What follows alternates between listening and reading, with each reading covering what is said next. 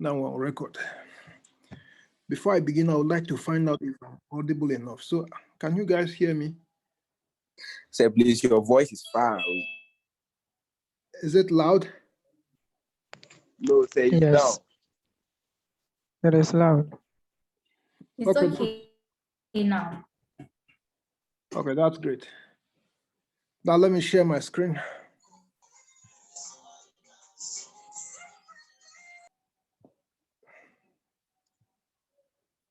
Yeah, so today we are doing causal reasoning. In our last class, we were discussing inductive reasoning. And I mentioned in the deductive reasoning class, when I was distinguishing the types of reasoning, I mentioned that causal reasoning is a kind of inductive reasoning. But you see, it's a special kind of inductive reasoning that is reasoning from cause to effect, and sometimes from effect to cause. Before we start to discuss causal reasoning, it is good to see the different senses of the word cause. That is, the different meanings we have of the word cause. First of all, we have proximate cause, which is the immediate cause of something, even if that thing has more remote and foundational causes. Example, Samson decided to become an armed robber. It put him in a situation where he engaged in a shootout to the police, and the police killed him. So the immediate cause of Samson's death is his decision to be an armed robber. Now we'll discover all other kinds of causes for Samson's death.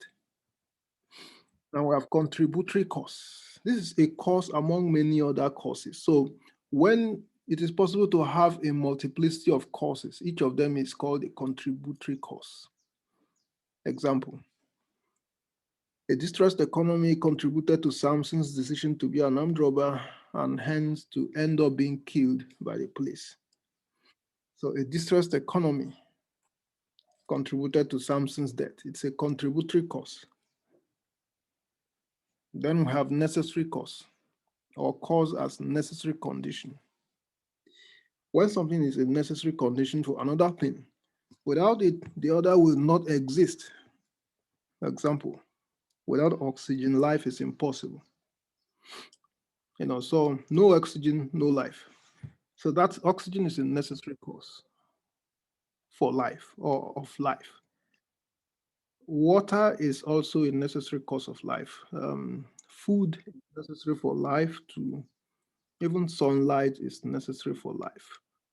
You see, but none of them is sufficient for life. So none of them is adequate for life, but each of them is necessary. So that a cause is necessary doesn't mean it is sufficient. Then we have sufficient cause, or cause as sufficient condition.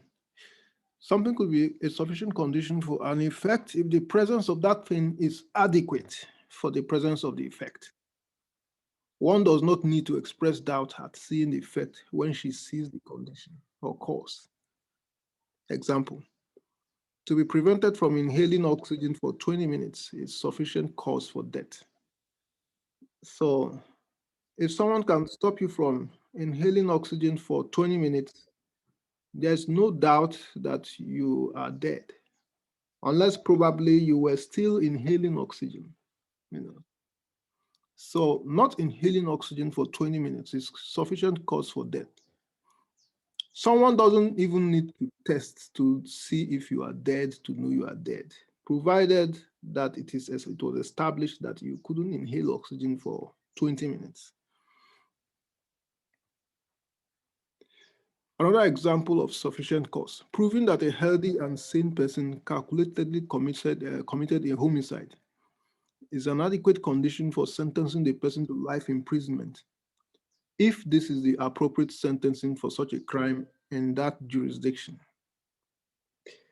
So if in a particular jurisdiction or country or constituency, the punishment for homicide is life imprisonment, then all that is needed to be done is to prove that you committed homicide. And then you have to get the sentencing. If it is established that you committed homicide, then it is adequate for the effect, which is life imprisonment. And so that's another example of sufficient cause. And then we have what we call individually necessary and jointly sufficient causes. That is, you can have individual necessary causes, but they have to come together to form a sufficient cause. For instance, I mentioned that oxygen, water, sunlight, all of them are necessary for life, but none of them is, oxygen, water, food, sunlight, all of them are necessary for life, but none of them is sufficient for life. So it means they have to come together. And probably we are not sure if they are sufficient for life when they come together. It's possible that there are still some other causes that are necessary for life that needs to come together with them, So we can say there are several necessary conditions for an effect, and that a combination of these conditions becomes sufficient for the effect. Now, in life and in science, it is usually difficult to determine what number of causes are jointly sufficient for an effect to occur. So it is usually difficult to determine what number of causes are sufficient conditions would make up a sufficient condition for human life. So if we assembled oxygen, water, food, health, sunlight, we are not sure if we would have life with such an assemblage. It's possible that after assembling these causes, life might still not emerge. So that would mean that there is still some other cause or still some other causes that need to join the group in order to have life. Now, oxygen, water, food, and health are independently necessary conditions for a human being to stay alive, but they and some other factors we may not know yet are sufficient for staying alive. Then we have probabilistic cause.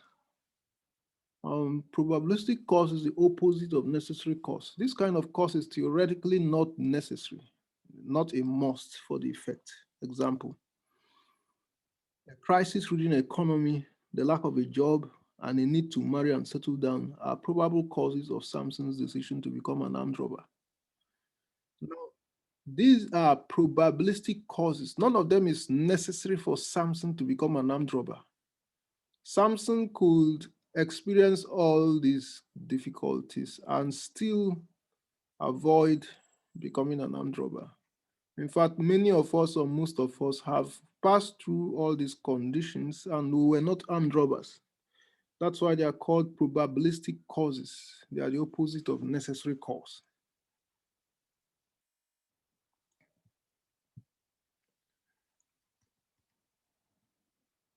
Then we have causal agent as cause.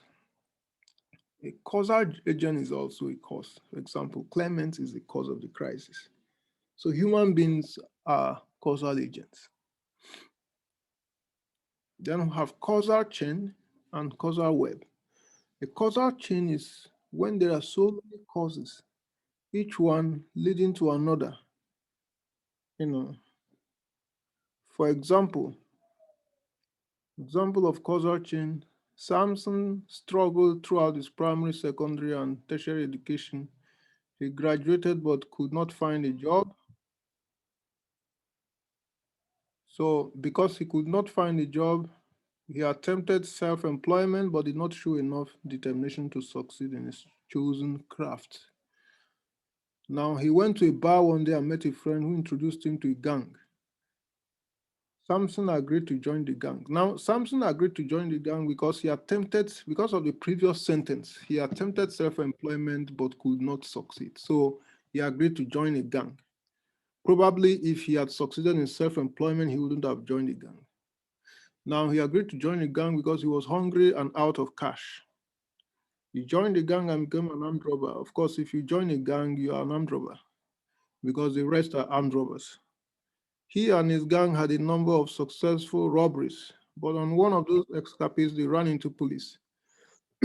So once they begin to commit armed robbery, then the police will be notified of their activity, and then the police will begin to look for them. Then eventually they will run into the police. So the robbery operations is the reason why they run into the police. There was a shootout and Samson was hit. Samson was rushed to the hospital where he died of gunshot injuries. So you can see that from the beginning of this passage, one cause was leading to another, and then the other one will lead to the other, and that's a causal chain. From his graduation, or rather from his not finding a job to his death, you can see a chain of causes. Then we have causal web. Causal web is when the relationship between causes is more like a web than a chain. That's two contributory causes could occur simultaneously. Now let's look at an example of a causal web. This is a causal web. During the shootout, a number of things caused Samson's death, and they all occurred at the same time.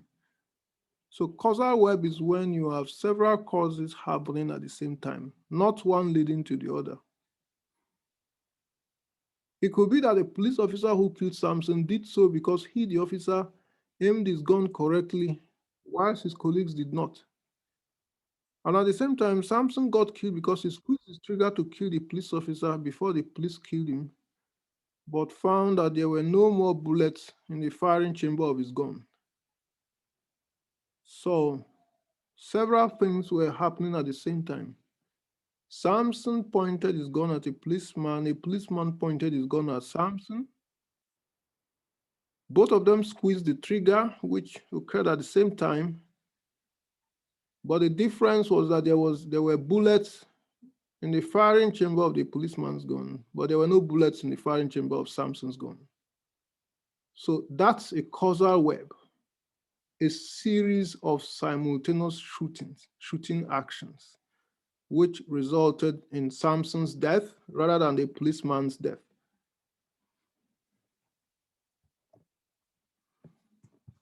So that's the list of the various sense of the word cause.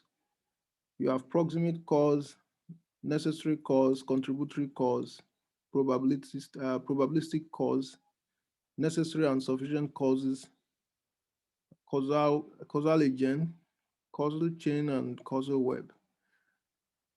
Now, we can now discuss the patterns of causal reasoning. How do we think causally? How do we identify causes? So informal causal reasoning patterns. Causal reasoning is a type of inductive argument attempting to establish the causal relationship between phenomena or events. A causal claim indicates that something causes another. A causal hypothesis is an initial speculation made in relation to a causal claim. A supposition offered as a starting point for further investigation. Now, we should be studying two things. First, we need to be studying the various informal causal reasoning strategies for arriving at causal claims. How do we arrive at causal claims? That is, how do we make claims that something caused another? What leads to it? What are the kinds of observations that help our brains or our minds to formulate causal claims, the claims that something caused another? How do we do that as human beings? So that's the various informal causal reasoning strategies for arriving at causal claims. When you say, this product caused my stomach pain, oh, this food has given me stomach trouble. How did you know that the food has given you stomach trouble? Well, what made you think that your stomach trouble comes from that food instead of all the foods you've eaten since you were born? You know. So those are the various informal causal reasoning strategies. But apart from that, we're supposed to be studying the various experimental strategies for confirming causal hypothesis. But that's not for this semester, you know. The various experimental strategies. So that one is for scientists. That one involves training. So now we're going to discuss just the formal, informal causal reasoning strategies, which doesn't require any training. You know, we started reasoning informally in causal ways since we were born.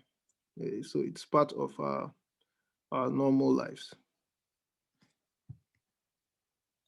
Now, so for the informal causal reasoning strategies, John Stuart Mill, in his book titled The System of Logic, proposed 5 approaches for detecting causation by observation. Now we shall study just 3 of those 5 approaches: the relevant difference reasoning, the common thread reasoning, and then the concomitant variation reasoning. Now let's look at these 3 informal causal reasoning strategies that everyone uses. First of all, you have the relevant difference reasoning. This is a method of reasoning that identifies something that occurred differently from others as the cause of an effect.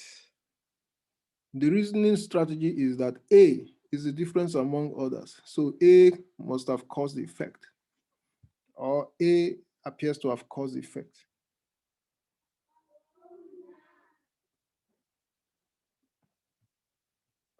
Yeah, just give me 2 seconds.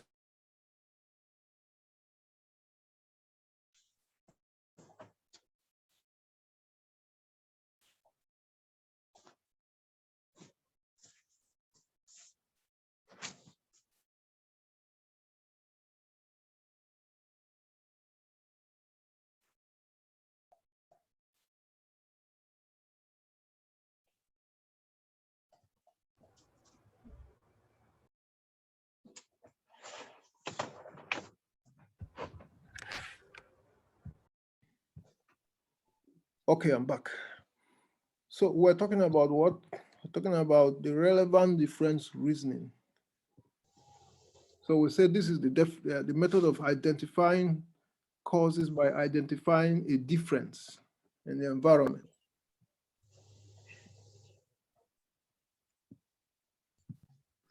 This is an example.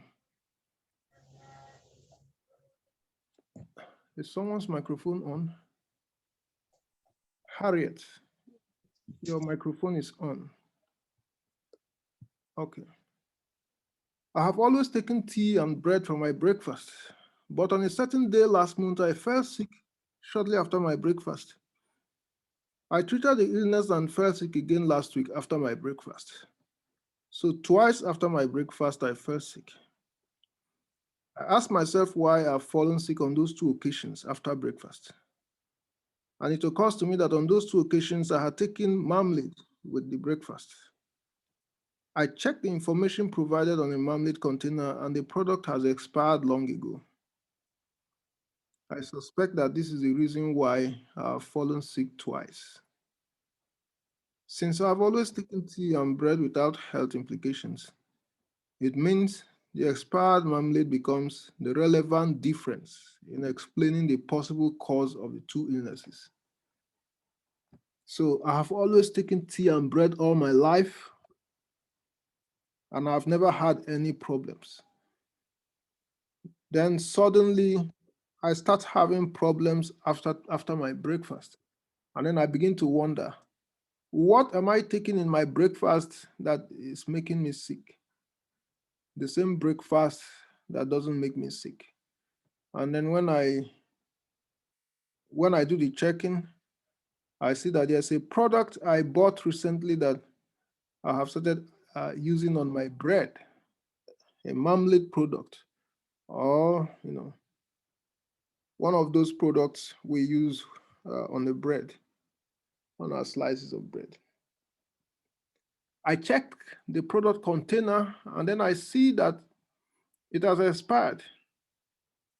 So obviously that explains why I've been falling sick after breakfast.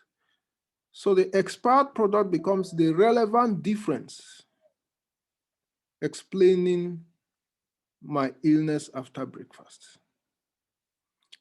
Every other thing is the same. The tea is the same. The bread is the same, but the difference is the expired product. That is relevant difference reasoning. Relevant difference reasoning is a method of identifying causes by identifying differences.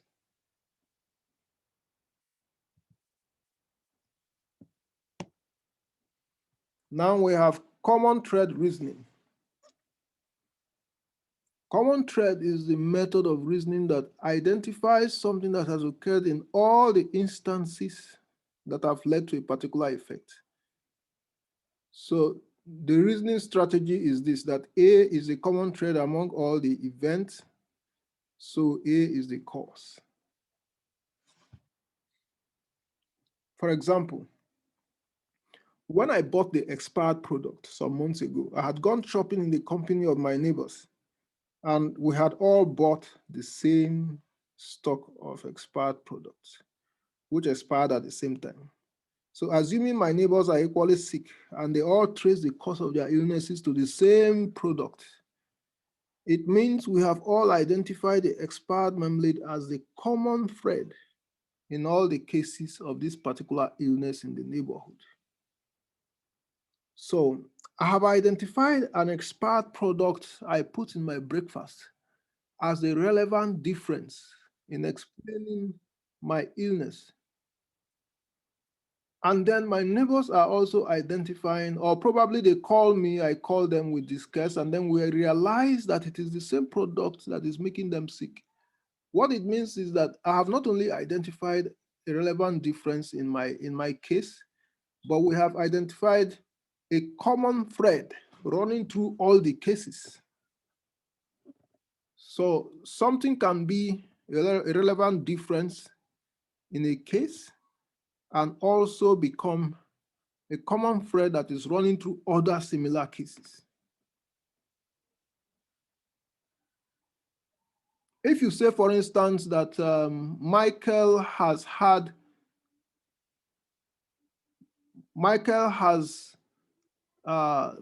drives cars and Michael has had 6 accidents.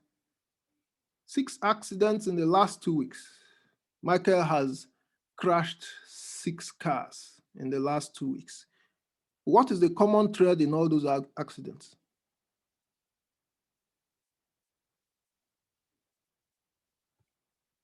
The common thread is Michael, or Michael's reckless driving. If the matter is reported to the police or to DVLA, and they ask Michael, how many accidents have you had in the last 2 weeks? Michael says 6. You have had 6 accidents in the last 2 weeks? Yes. Then they will conclude that something is wrong with Michael's driving. Okay. So that's common thread.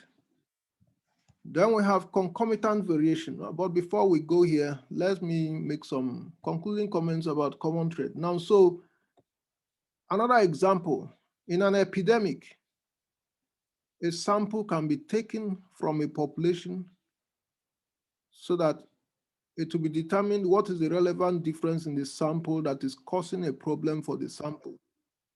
And then if we're able to identify a relevant difference that is the problem with a sample, then we can then ask if that relevant difference is also a common thread running through others with the same problem in the population. If we find out that that is the case, then it means that we've identified a common thread. We've identified a relevant difference causing problems in the sample, and we have identified it as the common thread running through all the other cases. So that is how the causes of epidemics are found. You test one person or one sample to see what is the problem, and then you test other people to see if it is a similar problem. If it is a similar problem, then that problem is a common thread. So you can say that coronavirus is the common thread that is running through all those who are suffering the disease.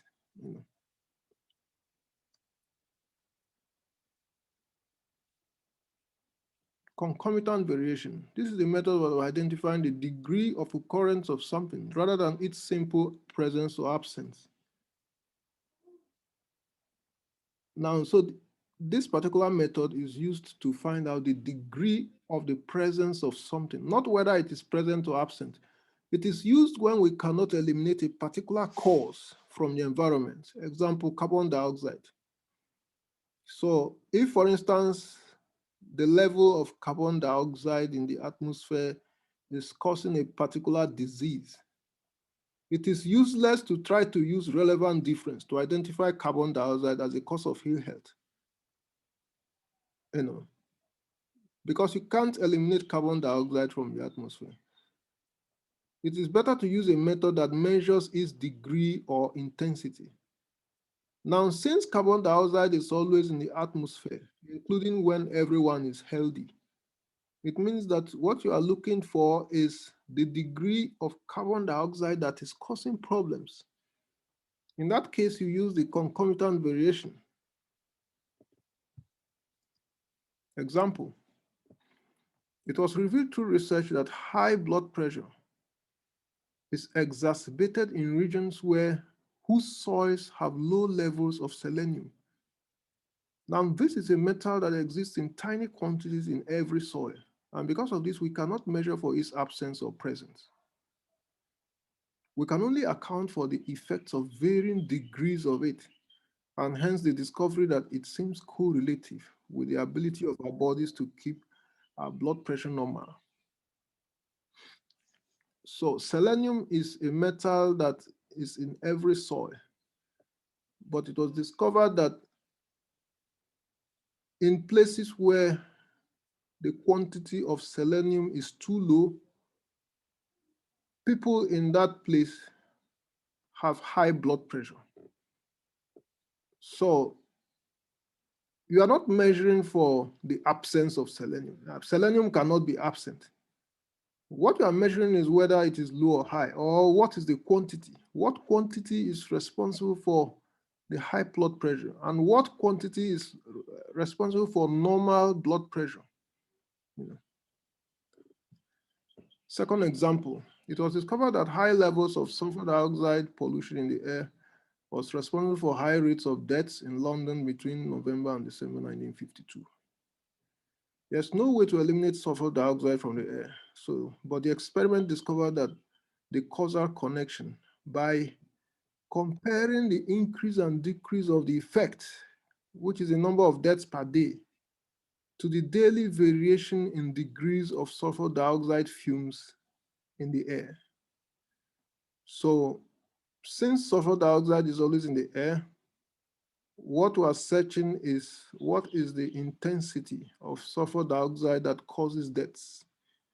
Today, we take account of the number of people that died, and then we take account of the degree of sulfur dioxide in the air. Tomorrow, we take account of the number of people that died and also take account of the degree of sulfur dioxide in the air until we discover which degree of carbon dioxide is responsible for no deaths and which degree is responsible for the deaths. So that's concomitant variation. So those are the three informal causal reasoning strategies that we human beings use to identify causes in our daily lives.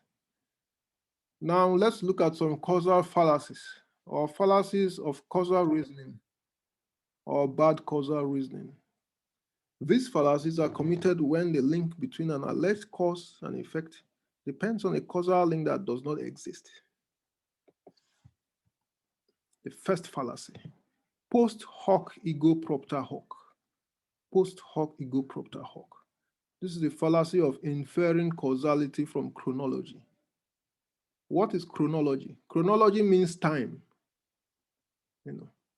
or timing. So we think that timing amounts to causality. For example, for the first time today, I took beans for breakfast, and I performed wonderfully in my mathematics test. Therefore, a breakfast of beans is very crucial to mathematical proficiency. So if I'm taking beans for the first time today, and then I went to class and got 100% in my IA, I begin to get the temptation to think that taking beans in the morning could cause similar magic. So that's the temptation of thinking that because something happened before something, it must have caused it. You can say the president and the vice president had an argument before the economic recession. Therefore, the disagreement between the president and the vice president is what caused the economic recession. Or I went to see a fetish priest, and after that, I was elected as the president of my association. So going to see the fetish priest causes me to win positions. So that's a fallacy of post hoc ego propter hoc. Some people will say they hit their foot on a stone in the morning, and then something bad happened that day. And they'll say, oh, anytime you hit your foot on a stone, it will cause something bad to happen to you. Then we have non-causal pro-causal, or fallacy of exchanging or confusing cause for effect. Exchanging cause for effect, saying that cause is effect, and then the effect is rather the cause. Example, Michael is a poor student because he performs poorly in examinations. So that's exchanging cause for effect. It's a fallacy.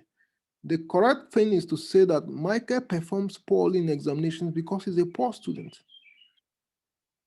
It is not because he performed poorly in examinations that he's a poor student. It's rather because he's a poor student that he performed poorly in examinations.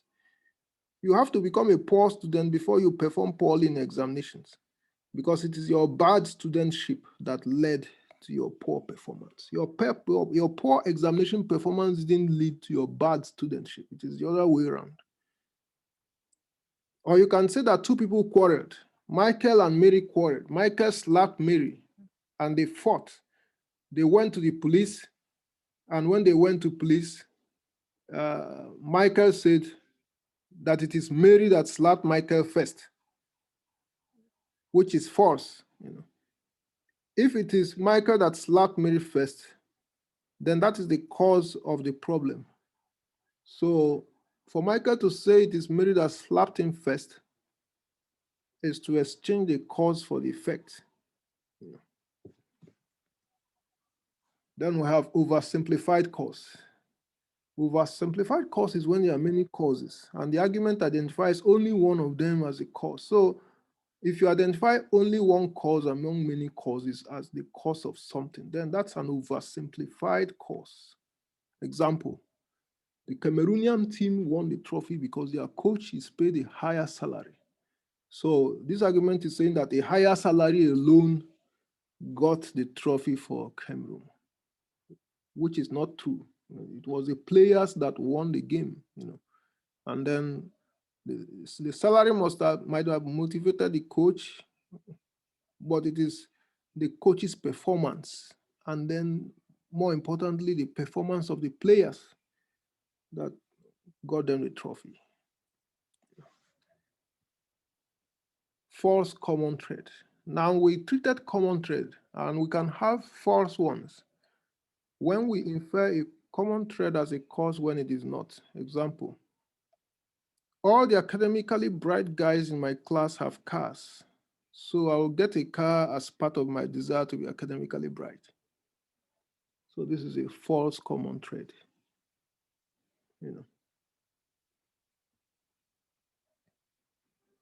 Confusing correlation with causation. Walang kobeko or makoto di fallacies. Hey, Richard Osafu, your microphone is on. Okay. Confusing correlation with causation. What is correlation? Correlation is when two things are always happening at the same time. When fire is burning, you see smoke. When a car is moving, you hear a little noise. When an airplane is flying, you hear some noise. So those are correlations because they're always happening at the same time. But that doesn't mean that one of them is causing the other.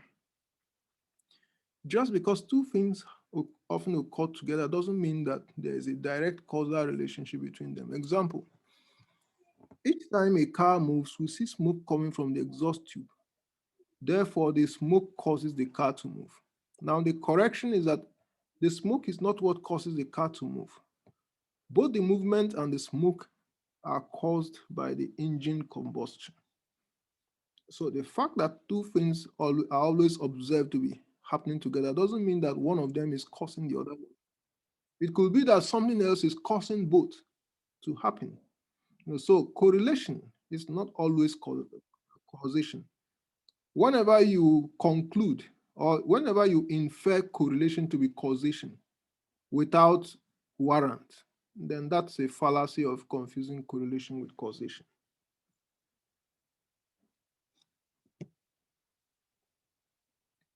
Slippery slope.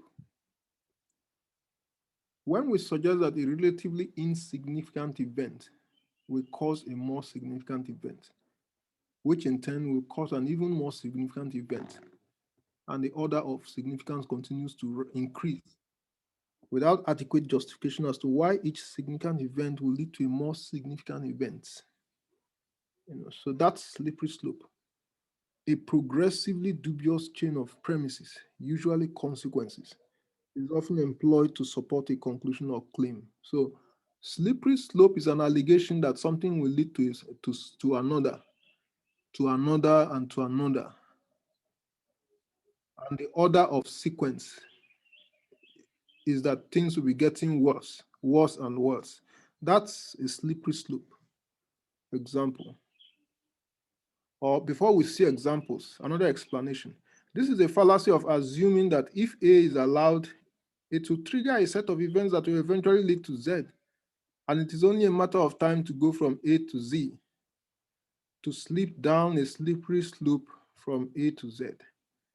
This should not be a fallacy if the causal movement from A to Z is justified. But it is a fallacy if the causal movement is not justified or justifiable, which means that it is fatalism, an extreme version of determinism. First example, during the presidential election of 2016, if Donald Trump becomes the president, America will fight many wars. That was the argument of the Democrats in 2016. So this is a fallacy because you can't assume from the aggressive nature of President Trump that there will be many wars. And eventually there weren't many wars anyway. So it was a fallacy of slippery slope.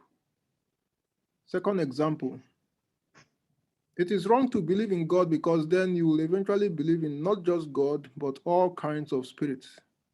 And then you come to believe that spirits have all kinds of power, which is superstition. And then you come to believe that inanimate objects have spirits, which is animism. And then from there, you come to believe that everything at all have spirits and power to do something or the other. So by the time you believe that everything in the universe have spirits and power, it ultimately destroys your ability to evaluate cause and effect in natural terms. So this is a fallacy of slippery slope. This argument is essentially saying that if you believe in God, then eventually you believe in all kinds of spirits, and from there you progress to believing that everything, including inanimate objects, have one power or the other. So you can regard that as an argument of slippery slope. For example, I cannot allow my child to go outdoors and play in a compound. This is because if I do, she will jump fence and go into the streets. If she goes into the streets, she will run away with any stranger. If she runs away with any stranger, then I'll never see her again. If I never see her again, I'll be miserable for the rest of my life. If I'm miserable for the rest of my life, I'll commit suicide. So for the purpose of the avoidance of suicide, I will not allow my child to play outdoors in my compound. So This argument essentially says that if I allow my child to play in my own compound, it will lead to my suicide. From playing in a compound to suicide, that's a slippery slope. So this is the end of the class. Next class, we'll be studying informal fallacies. I would encourage you to watch your lecture videos regularly, read your textbooks, and do the exercises in your textbooks. Check your Sakai platforms regularly. Also check your WhatsApp groups regularly, several times during the day for messages. Now at this point, I'm going to take, if you have questions, then you can ask. And then if you have questions, you can raise your hand so that I will ask you to ask your questions. We'll address it. And then by the time there are no more questions, I will upload this video to your Sakai site so that those who didn't attend this class can start watching them. So any questions? Felix. I want to ask about the last example we did, that the woman is saying her daughter's playing in the compound could lead to her suicide. What if it's to justify, or like it happens and family members are able to justify that it's true that the girl playing outside led to the woman's suicide? Yeah, we talked about that. Didn't you hear that when we talked about that?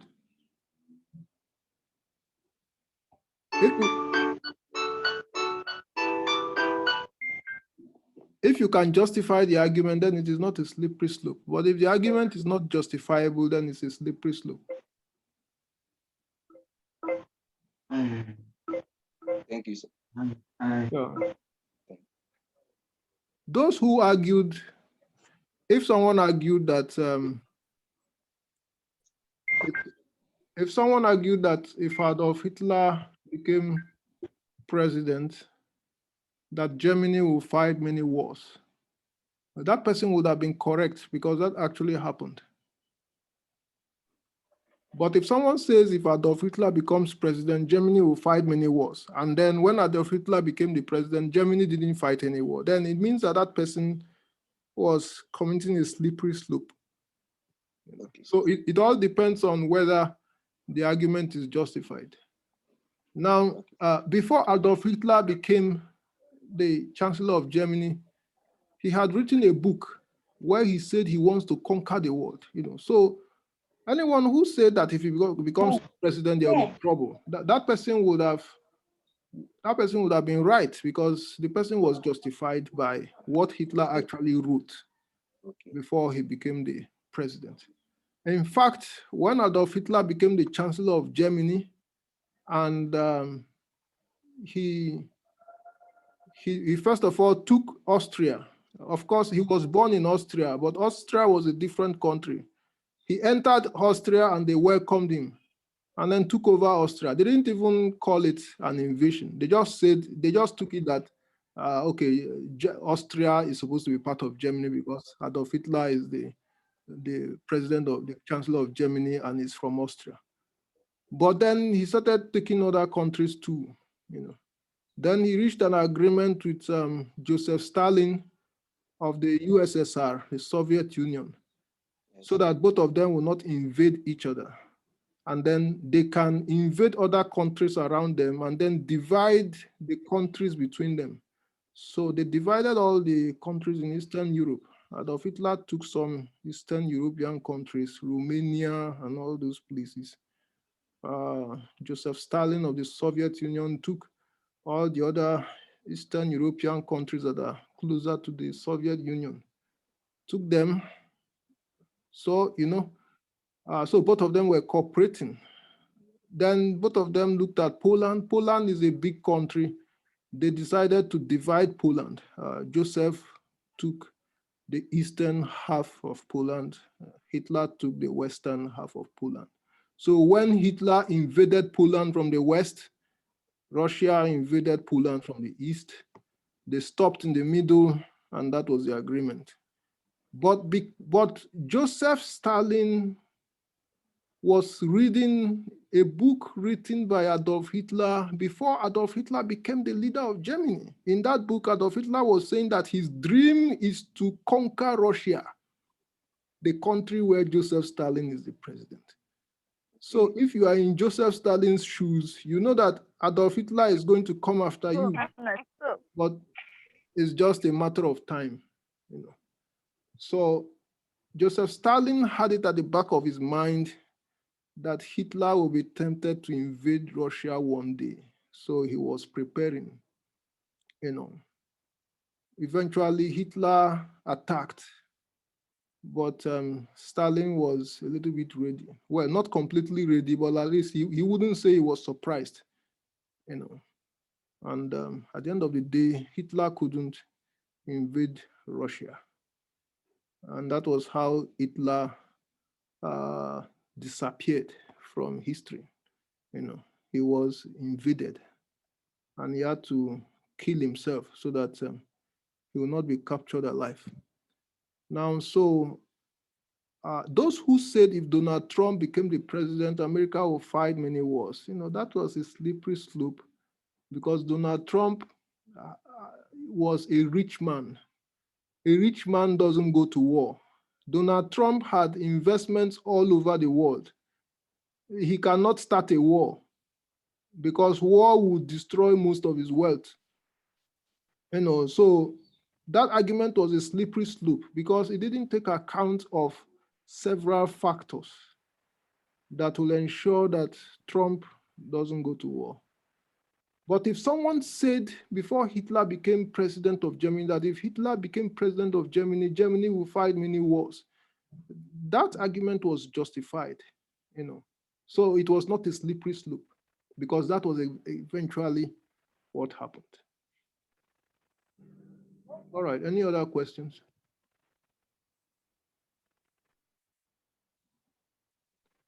Okay, so if there are no more questions, someone's microphone is on. Olivia, do you want to ask a question? Harriet. Yes, sir. Go ahead. Sir, please, I'm asking about the assignment we did earlier. Sir, please, would we have an opportunity to do it again? You had 2 chances. So if you have exhausted your 2 chances, the second chance is the opportunity you were talking about. So if you exhausted it, then that's it. Unless you were in hospital and you can give me a report from the hospital. Now, for your next assignment, make sure that you did it between 12 a.m. and 2 a.m. so that you can do it where the network will not disturb you, because we no longer listen to network complaints.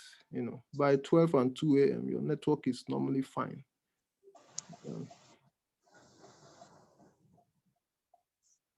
Yes, sir. We can consider a makeup, but that will be a decision of higher authorities. If the higher authorities say, okay, there should be a makeup, then all those who feel they were undermined can make a fresh attempt and try to salvage themselves, you know. Okay, thank you, sir. Yeah, that will be at the end of the semester, if at all it is going to happen. All right, so Akoto Michael.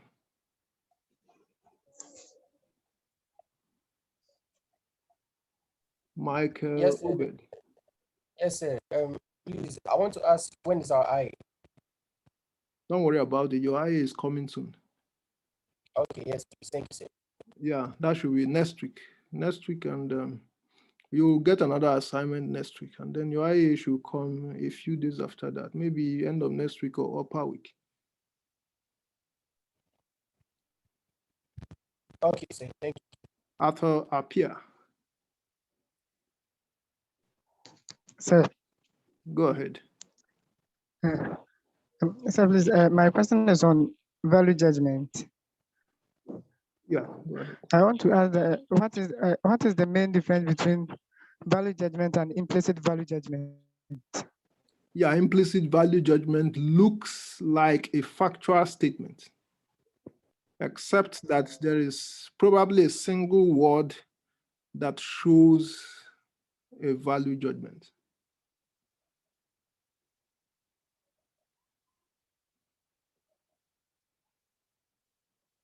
So you can go to your textbook and study the different examples of value judgment. You see that not all of them are looking like factual statements. There are some value judgments that look like factual statements. If you remove the word that is a value judgment in it, then you are left with a factual statement. But if you insert a single word that shows a value judgment, then it goes from a factual statement automatically to a value judgment.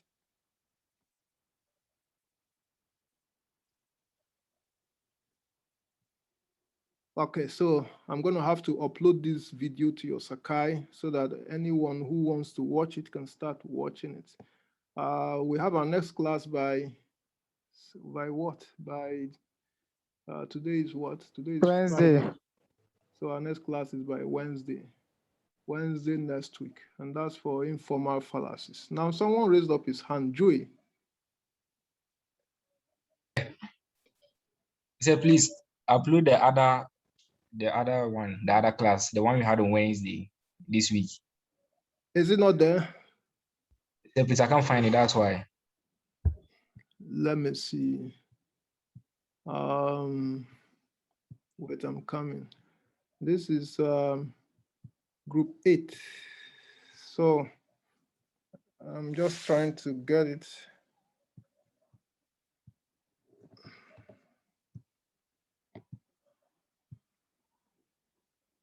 Group 8 is here. Group 8 main campus resources. Which one are you talking about? We have speech acts, definitions, discourses, normative and empirical, deductive reasoning, inductive reasoning. So what are you talking about exactly? Are you sure you have come here recently? Okay, so the one that is left to upload is just this one. So I will upload it in the next 3 or 5 minutes.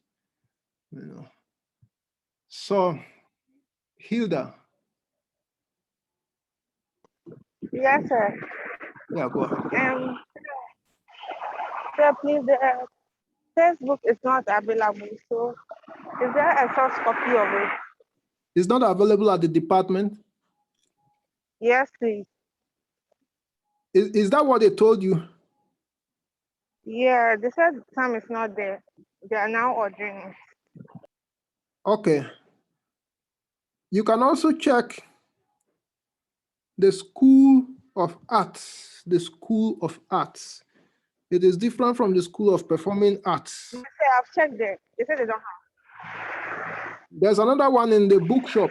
It is colored red and black. That one contains everything here and much more. So that's an option too. So if you wait for too long and this one doesn't come, then you can help yourself with other options. But this one is the one Okay, that thank was, you, sir. yeah, this one was the one that was slated officially for the course. All right, so until Wednesday next week, have a good weekend. Take care of yourselves. Keep working hard so that you will all be great. Goodbye. Goodbye. Thank you. Goodbye. Bye. Goodbye. Goodbye, sir. Bye, sir. Goodbye. Bye. Bye. Bye. Bye. Bye. Okay.